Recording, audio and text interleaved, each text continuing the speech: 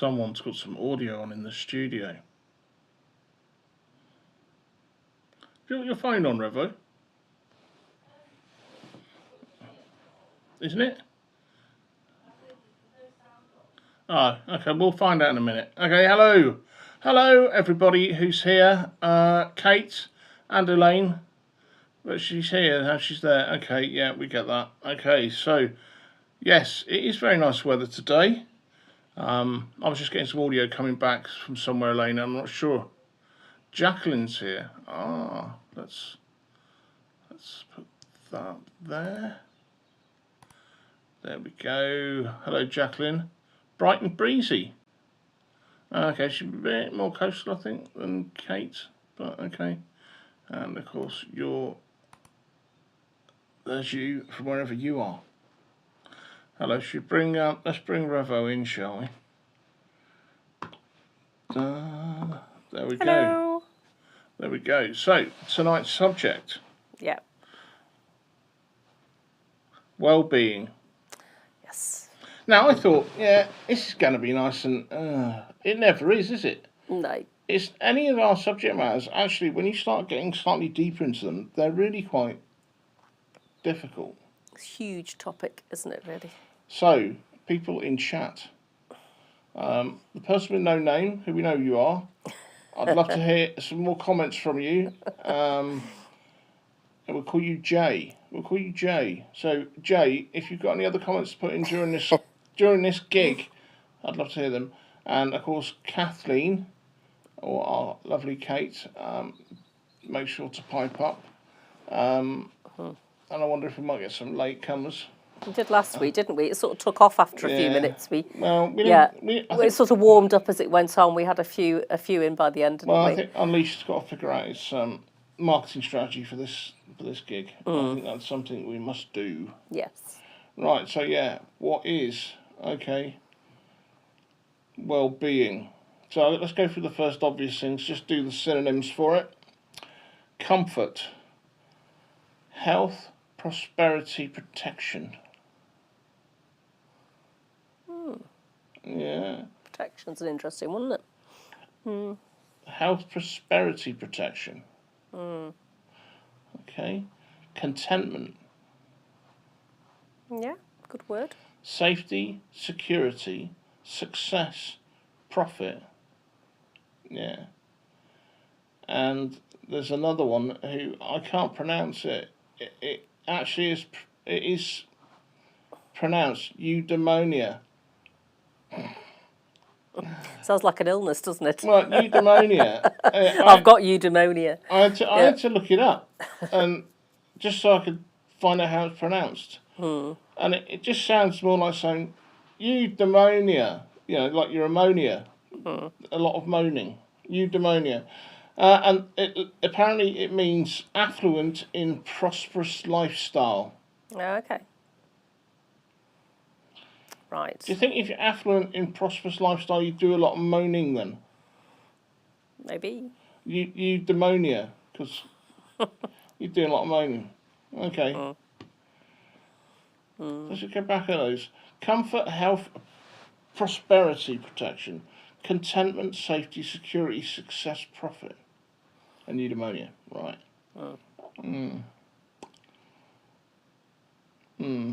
So the antonyms: failure, loss, injury, unhappiness, misery, danger, ill-being.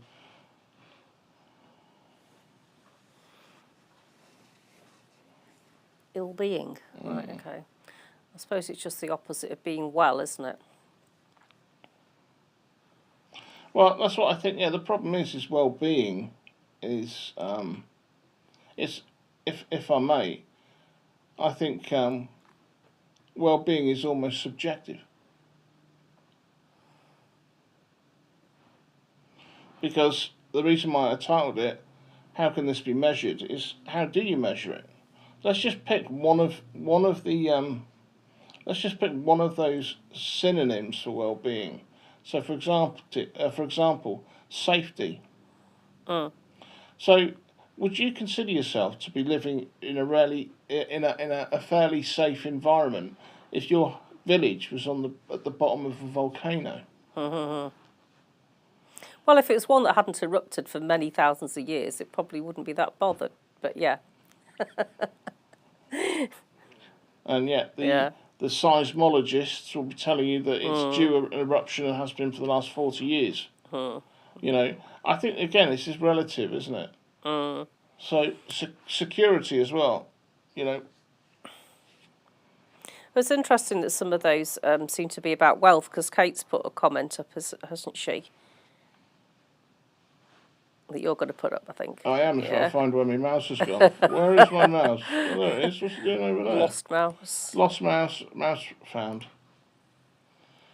Moan. All about the wealth you don't know what to do with. Yes. Yes. That'll be the eudaimonia. Yes. Okay.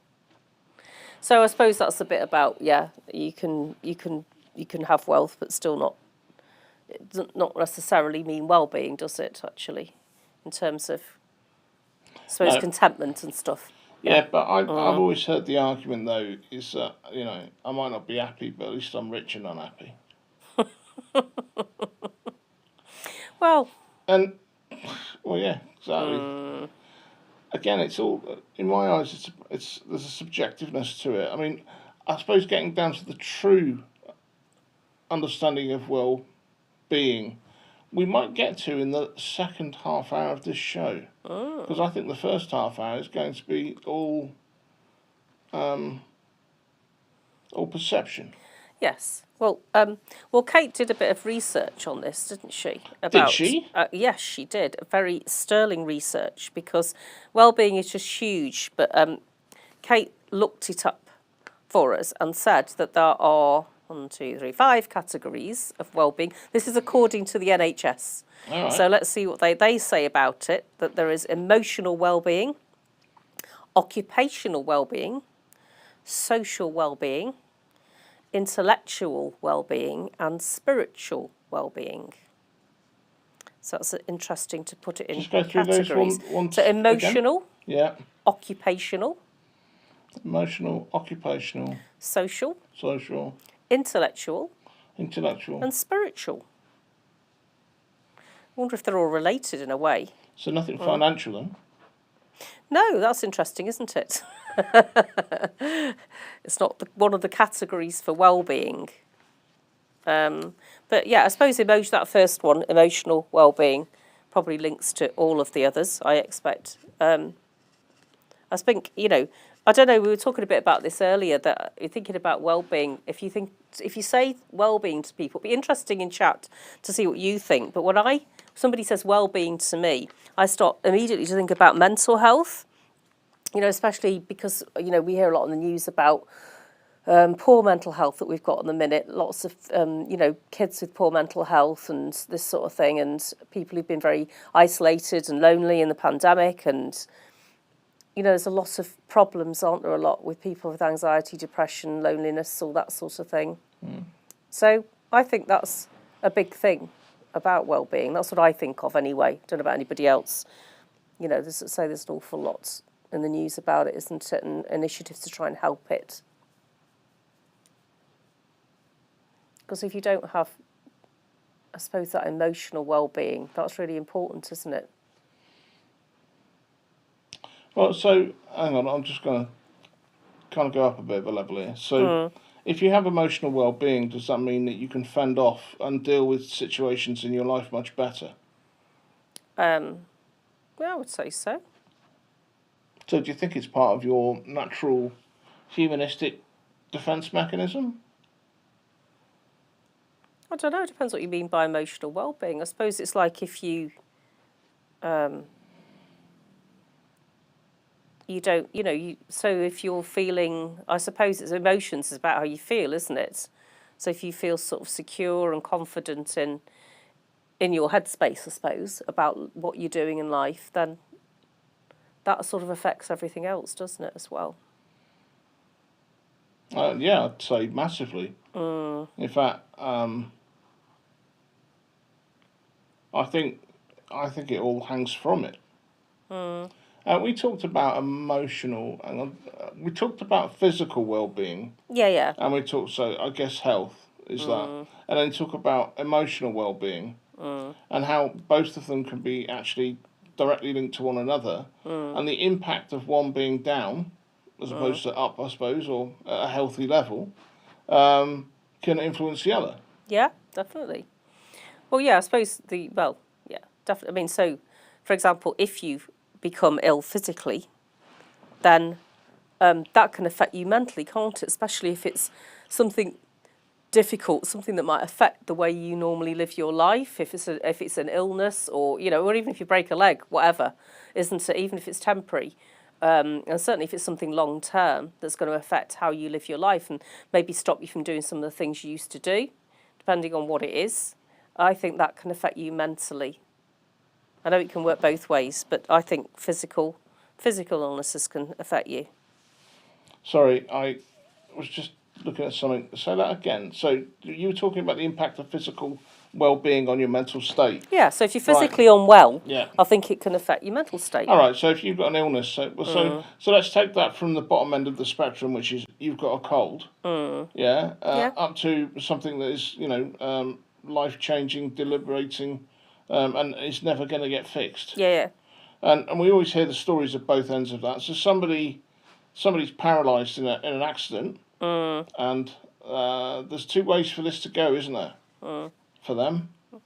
One is deal with that or not. We hear this, don't we? We talk about people that have gone through massive loss in that sense of physical well-being. Yeah. And have come out the other side shining brightly. Yeah, but it's, yeah. And I'm always quite amazed by that. Not that I've ever had, something on that kind of level, so I can't speak from experience of this. I know that a lot of people have gone through something that bad and have bounced back in an incredible way, which is amazing from the ability for us to be able to do that.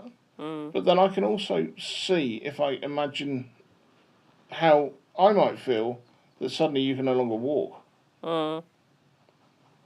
Yeah.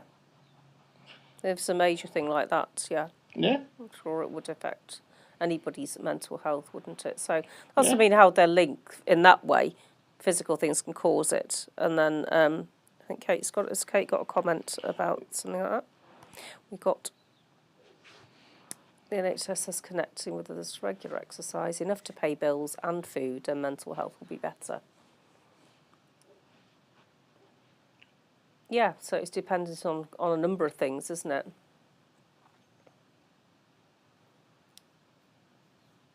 Not just our physical health, there's a whole list of things there, aren't there? Yeah. See, I think the thing is that actually we're all different, aren't we?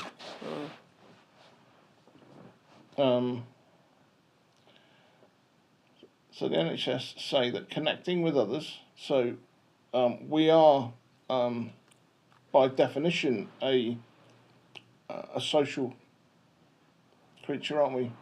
Human beings. Yeah. Regular exercise and enough, I guess that's supposed to be money, to pay bills and food, then mental health will be better. Yeah. So all of these things that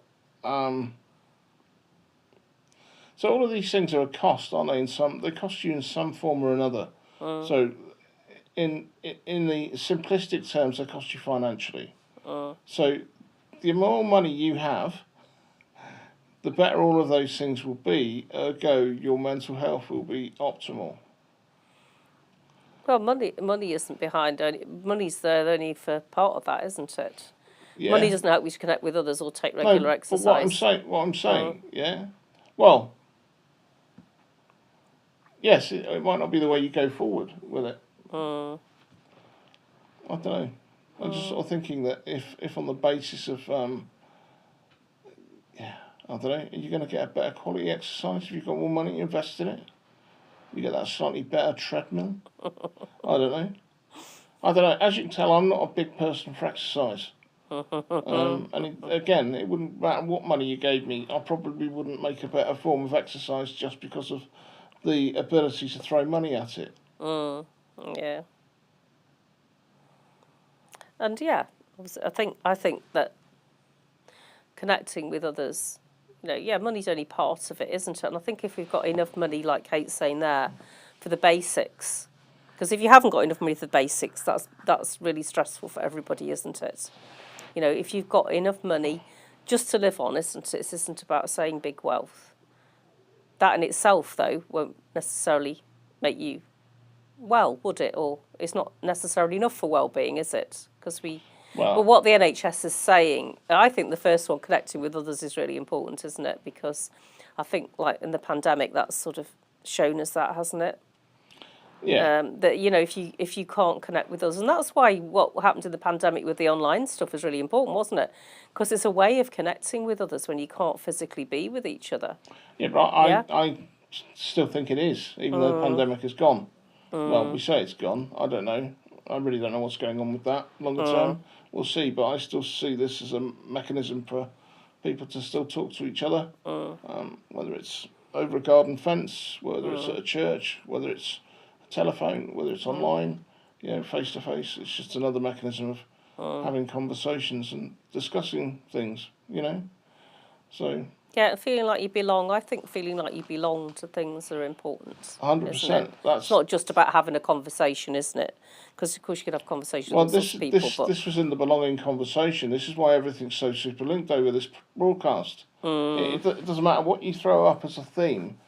We'll be able to link it indirectly or probably directly with some of the other themes that we talked about in the last 10 weeks. It's crazy. Yeah. So, yeah, I just think, so when people can't connect for whatever reason, is it, whether it's just isolation or, I don't know, whatever happens, there's this other pandemic shown that, hasn't it, how much people struggled with not being able to see each other and that sort of thing. So, it's sort of built for community. So I think well-being, I think connecting with other people is really important for well-being, definitely. So we got that, and having a certain amount of money, enough money just to cover the basics. Oh yeah. But actually, I also think with this well-being thing, there's lots, isn't there, in the news and that you read about. There's loads of books written, isn't it, on well-being. Sort of what do you call them? Like self-help books and stuff. About maybe what you should do, what you should eat, or how you should exercise, what sort of things you should be doing in your life to make it better. So, and of course, I don't know. So therefore, I don't think there's just one answer, is there, to what's important for well-being. I'm going to let you go full screen for a minute. Are you? Why? Why has he done that? Am I talking to you? Yeah, because I want to get me as a little box window as well. Okay. So if I set me up as 3... so I'm there. Oh, yeah, that doesn't look right, does it? No, that's all right. I'm just having a play. So 3, and we could do it the other way. Well, I think that this is how this is going to become. Okay, there you go. Okay. There's me now. Now it looks like it's W.T.Faith with Pixel Priest. Do you remember her? Yeah, she's vanished, didn't she, for a while? So, yeah. Here's a comment from Kate. I'm active, I walk dilly. Ah, well, you better tell the truth here, Alex. Yeah, you're absolutely right. Do you walk dilly? No. No. Well, you did when I was away, but that was all. Yeah. Yeah. No, I walk dilly. That's what Revo's job is, to walk dilly. I do absolutely everything else for him. She walks him. So I mean, I think walking is good, and so Alex, I wish you would do more walking because I think it's good. But yeah, so when we go on holiday, I have said this before. Can I just tell my silly joke story that? Hang on, let me set the scene back. If you're on, I'm putting you back because I prefer you to be there. No, it's fine. I'm happy to be in the box. I'm just playing 3. Let's move you to there, and there we go. Right, there we go. So what I was going to say was, if you were on Facebook, which I know people here are, and you get these reminders of last year, this time last year, And so when it comes to the reminders of our holidays, it's always me and Dilly on a walk somewhere. It's like last year we went on holiday with Dilly to Dorset. because when we go on a holiday, I like walking, so I go walking, but Alex doesn't like walking. So it's me and Dilly have a walking holiday together on various days. So, but yeah. But it always makes me feel better, I think, walking. It's a really good exercise, isn't it? So, Well, yeah, it's deep down, you get a break from me, so that's really good, isn't it? so yeah. So yeah, doing some exercise is definitely good for well-being. Yeah. Fresh air. I suppose that's given me a new outlook on that, something like that now, because exercise for me, it seemed like, yeah, I don't really like walking because it seems a bit pointless. And it's like, it has to have purpose for me. And you get off on a really nice view. Yeah. And I'm like, it's all right. No, well, it doesn't. It generally doesn't do anything for me. That's part of the problem. There's so many lovely things to see. But I can't make it do something. No, I for know me. you can't. I know. And I think that, what would you rather have? Someone who said doesn't do anything for me. It doesn't help your well-being, then you need to find something else, don't you, that does help your well-being. Yeah. So, yeah, I suppose it's different for all of us, isn't it? We all do different things that we think help our well-being, don't we? So, and we all do things that don't help our well-being as well, so that we know we shouldn't do, like me eating too much chocolate and stuff. Yeah. Go walking together. Good advice, Kate. I think we've done that one to death. So what was that? That was about you eating chocolate. Me eating chocolate, yeah. Well, So actually, chocolate- it's not just chocolate, it's other things that I shouldn't eat. And not good for my well-being, but I still do them. Well, chocolate comes up in a lot of our W.T.Faith programs, doesn't it? Yes, it does, really. Well, it's important. Right, what else have we got on here from a secular perspective? An antonym: failure, loss, injury, unhappiness, misery, danger, ill-being. Ill-being's a strange phrase, isn't it? You hear well-being, but you don't often hear ill-being. Yeah. Again, danger. How much danger are you at living at the base of a volcano? I suppose, I don't know. And what was the thing I was talking about before about I'll be the judge of that? That was about other people telling you how to be well, isn't it? Because, there's loads of advice, isn't there? Government advice and there you go. Stuff that says, everyone should be doing this, otherwise they won't be well, sort of thing. So, and yet you hear different things, don't you? Like, you should be eating this, and then the next month you shouldn't be eating that, or you've got to have that in moderation. That's one of the examples, I think, that just keeps changing. And you often read and think, I know I should be, but that doesn't give me that feeling, though. That doesn't give me a feeling of thinking, I'll be the judge of what I should eat. I think in some regard, whoever they are, just can't make their minds up. Because there's new evidence that crops up from time to time saying, whatever you do, don't eat more than one egg a month. Yeah, no, you can have as many eggs as you like in a day. Really? So someone saying, well, I'm going to eat plenty of eggs, because no one's going to tell me how many eggs I can eat. It seems a bit. Well, apart from the fact it's just annoying when people keep shopping and changing. I don't know. I bet our parents didn't have that conversation with themselves. Better not have too many sardines, or better not eat too many eggs, or anything like that, So I don't know why it exists, to be honest. I don't know. We're supposed to be getting better. Right, we've got about 30 seconds before into spiritual half hour. But I think what I link it to is when people think I should go for a specific role, or you should do that. And I think, I think I'll be the judge of whether that's a good idea or not. What, when people tell you should be doing something? Yeah. Yeah? Ill-being is... deficiency. Of all the synonyms for well-being. Okay. So when you've not got what well-being is, you've got ill-being. Yeah. Well, right. So instead of being well, you're not well, sort of thing. I suppose it's about being well in your head, well in your body, isn't it? I don't know, there's another sort of wellness. Well, I know the spiritual stuff we're going to come on to, but it all links, doesn't it? Well, Yeah. I'll sum up my one comment then from a secular perspective. Is if you take two people in exactly the same status, not that that's perhaps as easy to do as you think, but let's just, for humour me, is you've got two people who have exactly the same amount of money, they have exactly the same possessions, they're in exactly the same state, and yet the emotional well-being of subject A could be dramatically different to subject B. Yeah. I think that's to do with something to do with expectations. That might not be the right word, but you know what I mean. Well, You can have things you need and be content, isn't it?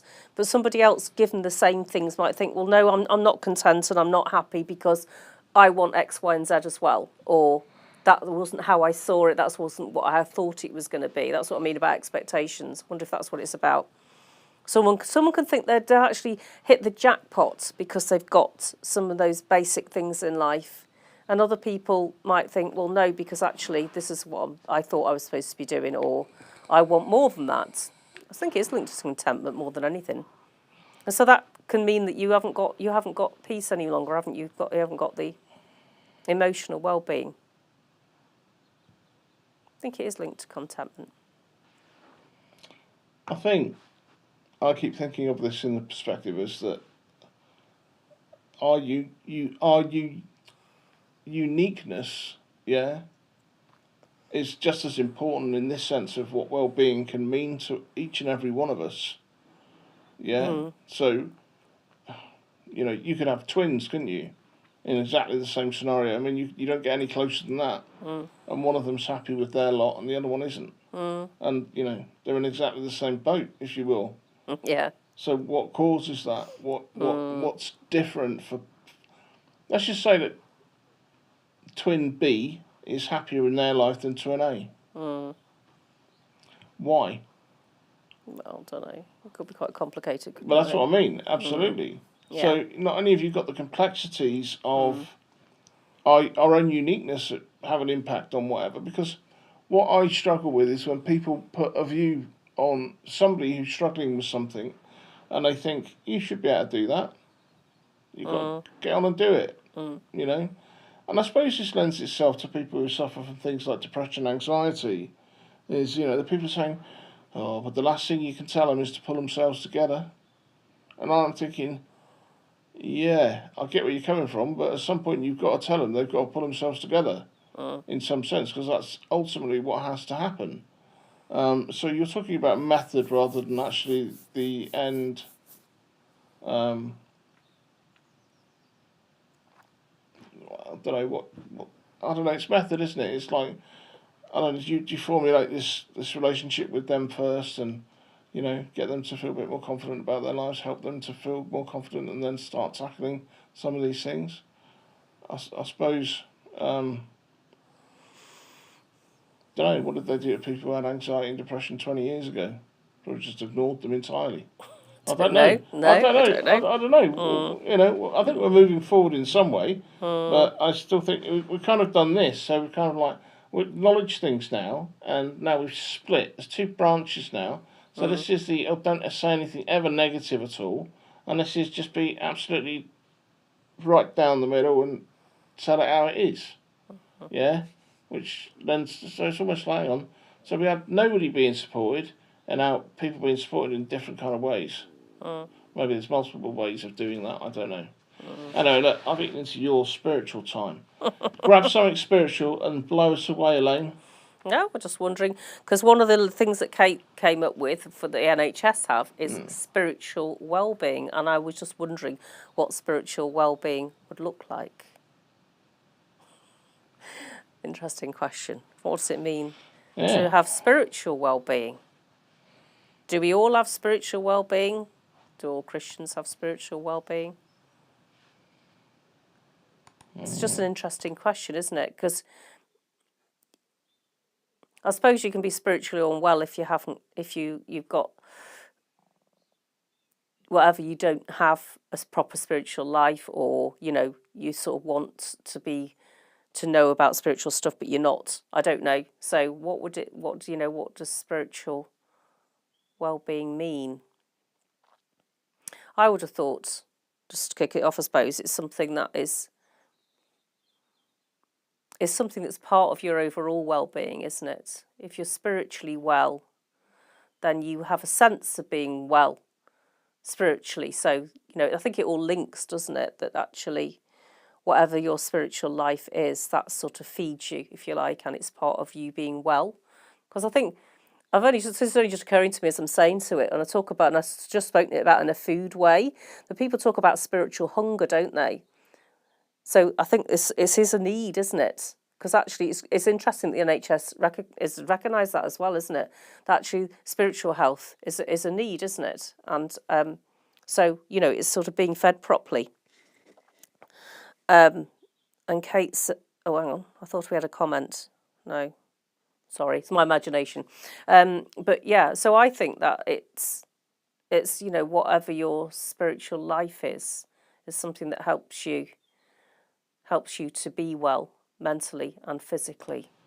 It's like a whole thing, isn't it, really? I just think spiritual stuff. I've swapped this round. You have? So this is what I was thinking of before, is I could say that I could be this way and you could be this way for Yeah. the other half an hour. Yeah, I think that's good. Yeah, and you're much more attractive than I am, so, you need to put your bigger pixels, But yeah, so, and I think it's sort of, I don't know. What? I think the key to being well is being well sort of mentally, for want of a better word. And I just think your spiritual life is just really important to that. But what difference does faith make then to our well-being? Because when we have problems, isn't it faith that helps us to be well? Mm-hmm. That helps us to know how to be well again, helps us to look for the answer, if you want, yeah? Do we? Do we what? I'm trying to literally ask whether that's true or not. I'm just looking at Kate's comment. Oh, hang on. Somebody to put a comment up. Do you want me to put that up? Yeah. I should put Kate's comment up then. 6:4. So fathers, do not provoke your children to anger, rather bring them up in the discipline and instruction of God. So it's knowing God or knowing Jesus, isn't it? That sort of, I think, is really important to our sort of wholeness, isn't it, I suppose, as people. I've got a question, just going back to my point. I'll leave that up for a minute, because I'm intrigued as to know why, out of everything she could have put up, she put that up. So, in fact, you can perhaps answer that, Kate. Why did you put that specific up? Should have had the phone working, but we haven't. Well, leave that to me. See, I'm not, my emotional well-being isn't particularly high at the moment because of the phone situation we have or don't have. Yeah. But tell me why you put that up anyway, Kate. I'd love to know, and we'll come back to that. So your point was almost saying that by strength of spiritual relationship, everything's going to be all right, basically. No. Go on then. No, I just mean it's important to our well-being. If well-being is like just our overall thing, I think that I'm sure there's some statistics on this, that actually faith is a contributor, not to positive emotional well-being, isn't it? Sorry, a contributor, not to positive emotional well-being. Yeah. See, I wonder. I'm trying to run scenarios through my mind, and then when I run those scenarios through my head, I then try and honestly ask myself the question: is that what happens to me? So, and I think this is almost like Anxious L meets the Pixel Priest, and the bit in the middle, and the bit in the middle, which is kind of a bit of both sides. So, what is what is the perceived truth? What is the actual truth? Do you know what I mean? You know, how are people generally about this? Because I always have this stance that a lot of Christians almost also project themselves in a particular way rather than actually that's necessarily how they feel. And I wonder. So let's take a hit. Let's take a spiritual hit. All right, and you feel that you've taken a spiritual hit and your faith has lessened. Yeah. All right. Yeah. So this is what, you know, I think I talked about a spiritual hit the other week, to which I had a rather angry conversation with God about that, because I wasn't happy with him. I didn't think he was keeping up his half of the bargain, if you will. Then, of course, I spent the rest of the week saying, I'm really sorry, I didn't mean any of that. Yeah, that's not true. But when you take a spiritual hit and you think, hang on, you know, and you can even feel it, the spirituality being sucked out of you. Do you know what I mean? I don't know if it's just me that feels this, but that's why I feel sometimes. And it's almost like, you know, depending on how, you know, we're supposed to always turn to God in when everything goes wrong. And that's something I was failing for so long, really failing for so long. I'd still try and do it in my own strength. And it's only actually probably recently in the last couple of years, more so than anything, I've been able to do that. You know, and that's when I've seen the fruit of that as well, by the way, especially with addictions and stuff like that. So I could definitely say there's a link there. So I also, you know, this point of when something happens to you, and I suppose what I'm saying, really badly, by the way, as you can tell, what I'm saying is that I guess I'm talking from a perspective of authority now.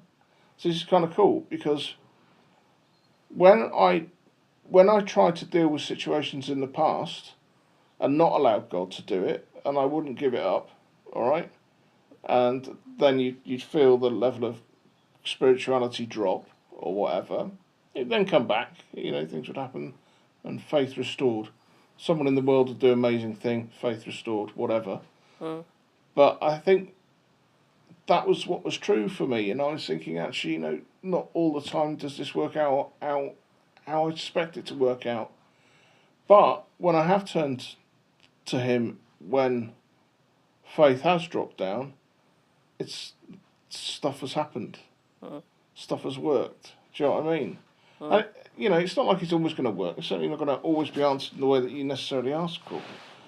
Does that make any sense? Do you know what I've just tried to say there, or have I just talked rubbish for 10 minutes? Well, no, I think you're right. I think that's the big thing about faith, isn't it? That you're not reliant on our own resources, because faith, by definition, if we believe, then we believe that, you know, we have this creator God, we have Jesus who we can have a relationship with, and he is the one who knows the way, and he's the one who will give us the strength to deal whatever comes. So when we are threatened with poor health or poor mental health or whatever life throws at us, then we don't have to deal with it on our own, do we? Or rely on, you know, I suppose other humans as well, even because we know that we can take it to God, and we can know that he will help us to deal with it. And also we, you know, and we have a God of healing as well, so that can happen too. So I think that's hugely different from not having faith. I think what I'm trying to say is that there almost seems like a default answer for Christians to say, and it's almost like actually it's rehearsed. It's like you could actually see the script that they've been given to say when you start talking about certain things, like turn to God when, you know, things are going better. Huh? What do you mean? What do you mean a default script? It's turn like, to God. Yeah, you kind of hear Christians say it, and part of me felt, even as a Christian, but then I realised that actually I spent a lot of my time not turning to God because I struggled to hold it up. And I know there's millions of Christians out there that are like that. Yeah, absolutely. And I think that there is a default response that most Christians give to other Christians and to non-Christians as well. You know, you should pray, hold it up to God, and blah, blah, blah. And we'll go, yeah. And I'm even like thinking, yeah, I wish I could do. And it's like I can't. But I realised in the last couple of years I've managed to somehow hold it up. And that's worked out to be positive. Yeah. So I suppose what I'm saying to anyone who could be watching this in 500 years' time, having been written to some server somewhere in our distant future on a different planet, is actually, I need to come up with a slightly different line to say, yeah, and although this has probably been told to you before, it does actually work. It does actually work. Yeah. Anyway, Kate's put a few comments up. Let's catch up. Yeah, with let's Kate. catch up. Yeah. Right, so this one, well-being in the Bible is defined as shalom or peace. So when teach children in discipline of God, we bring them up in love and peace. Okay. So is this lacking commas and stuff? Yeah, but I know what Kate's meaning. You know, can you read it how she means it? I think she's Kate's saying that well-being in the Bible is defined as shalom or peace. So that when we teach children in the discipline of God, we're bringing them up, I suppose, in that love and peace is what she's saying. Right. I suppose to know that, isn't it? I suppose it's like, I agree with them about the peace. I suppose that's like the ultimate well-being, isn't it? That the peace of the Lord is like the ultimate sense of well-being, isn't it? Because if you've ever experienced the peace of the Lord, it's just beyond all understanding. It's just this indescribable thing of complete, I suppose, perfect mental state, isn't it? Almost that, everything's just just something deeper than just having a peaceful time. So much deeper than that, isn't it? So yeah, I think that's great. Let's check out Kate's next comment. Yeah. You read it. When Trevor died, I could have turned away from faith, but with support and prayer, my spiritual well-being has strengthened. And that's fantastic, isn't it? Because I think you're right, Kate. I think a lot of when really awful things happen, and I'm sure you've known and I've known people who have turned away when, particularly in times of terrible bereavement, because they'll say, "Well, how could God have allowed this? There can't be a God." When I lost my first husband, a friend of mine lost her husband a couple of years later, and that's what she said. She just said, "Oh well, that's it. I can't." And also people at the church I was at before. St Mary's, there was somebody there who just said, well, no, that was it. That was a turning away point for her, that she'd lost somebody so close to her. So I think that's always a danger point, isn't it?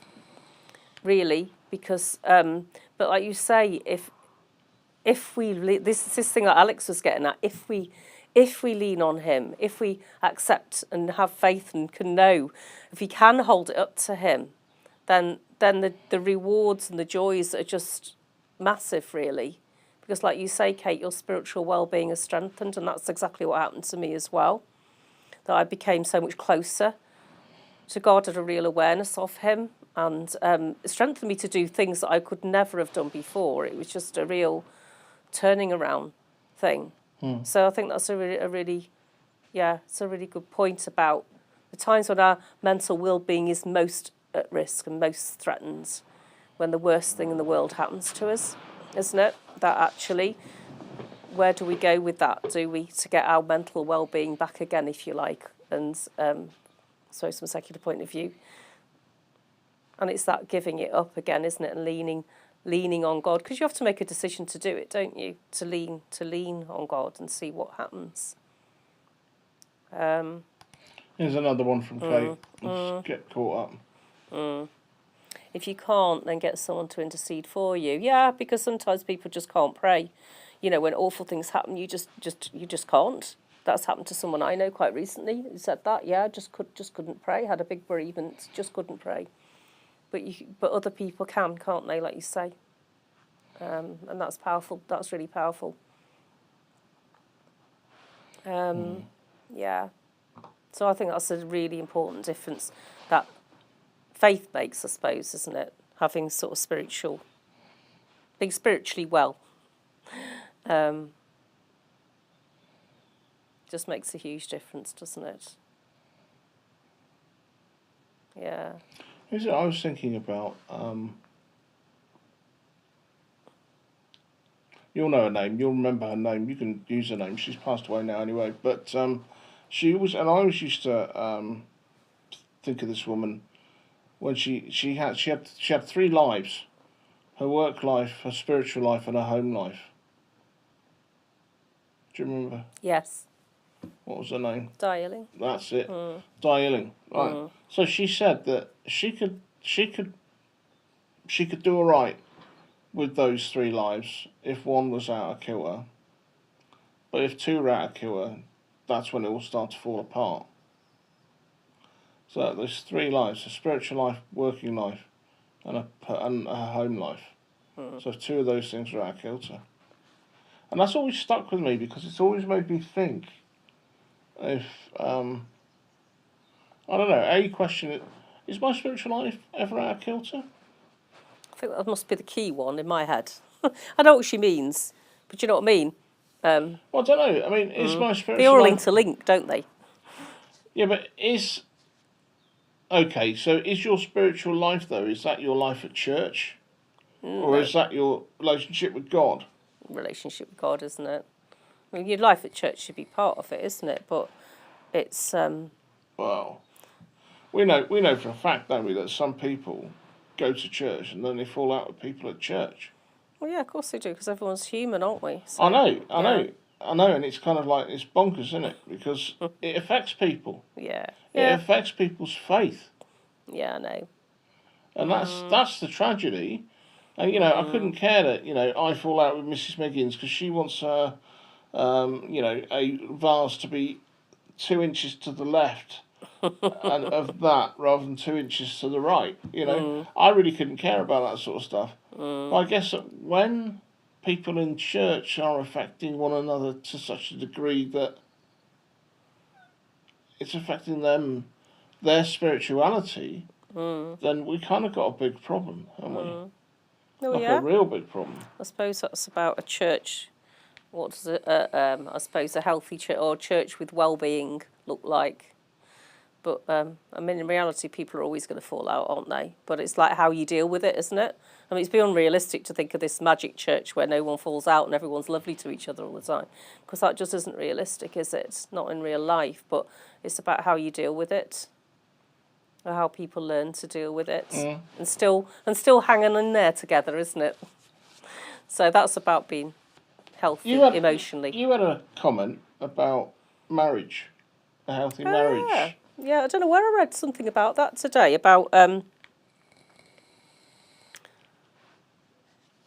it was something along the lines of how this... But I think that was more along the lines of how, that it's focus on your well-being and, because you're worth it, well-being, isn't it?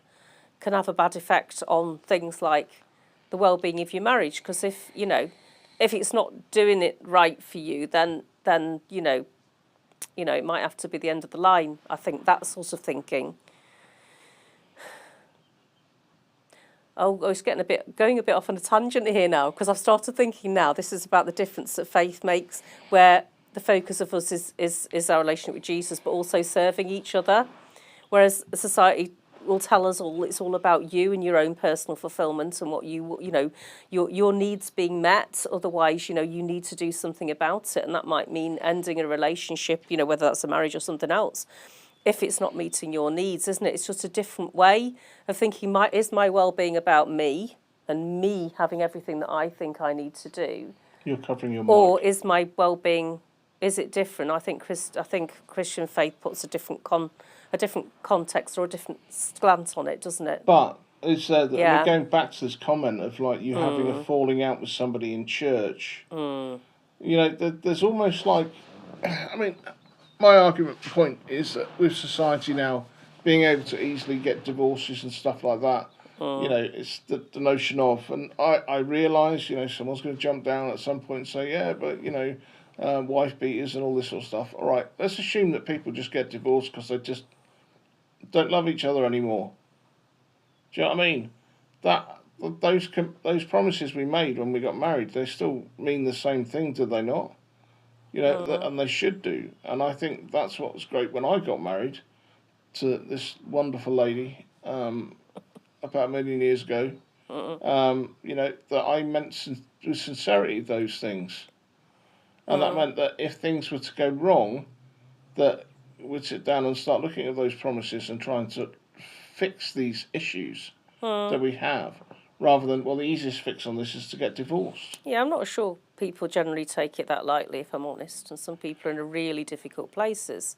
I No, suppose I know, I wasn't really no, thinking about that. That all right. wasn't what I meant. But yeah. I do think that the world...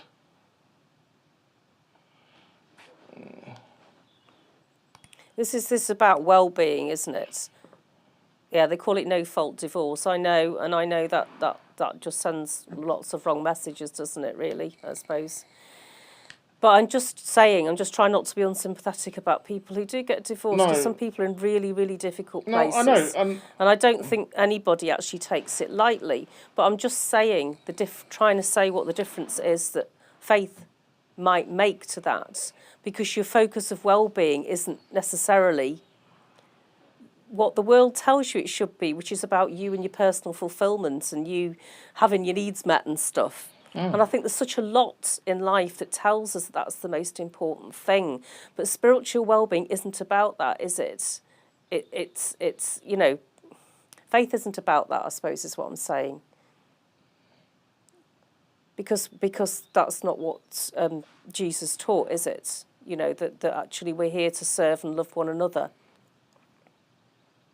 And so the life isn't about just doing what makes us fulfilled, is it? It's about serving Jesus. And if we're following him and being like him, his life was about serving others and putting others first. So that's a big difference in perspective than it being about me and what my fulfillment is. I think in true spirituality, which, you know, I think I walk the true spiritual path most of the time, but it can be a bit staggery from times to times, depending on how I feel the world is treating me that day, and that's the truth. You know, I hands up and say I'm a rubbish Christian, and but I'll try and be the best Christian I can be. Oh, well, we're all in that boat, aren't we, really? No, I know. Yeah, but I think I know that, but I also think that some people don't know that.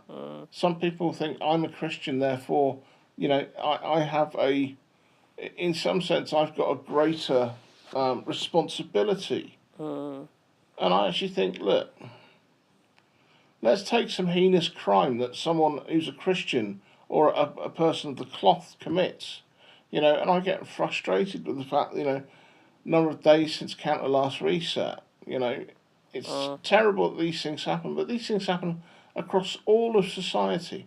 And even, you know, by the fact the clergy has done it, is therefore, it's just like 10 times worse. And I think it's no worse, it's no better or worse in any way, shape or form than the guy living 2 doors down the road.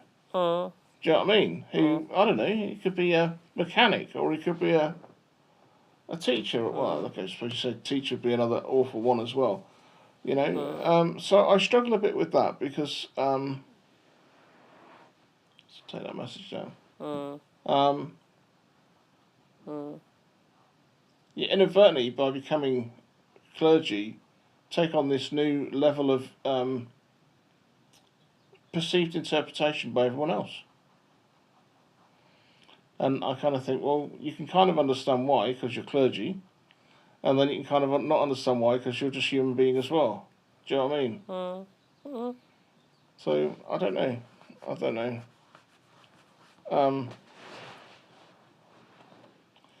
Well, we're coming up to the last 30 seconds, Elaine. Do you want us to talk us out with a prayer? Yes, why not? I think there's only us and Kate left, I think. Yeah. So Heavenly Father, again, we just thank you for this chance to talk through things and think about what the difference having faith makes to us, Lord. And we just thank you that for your immense love for us and for your immense care for our well-being, Lord, and that you're the one that knows the things that we need in life, Lord, to make us truly fulfilled in you. So just thank you for those who joined tonight and those who might be listening on catch-up, Lord, and just pray for each of those, Lord, and ask for your blessing on our lives. In Jesus' name, amen. Amen. Good night, everyone. Night. See you next week. Bye.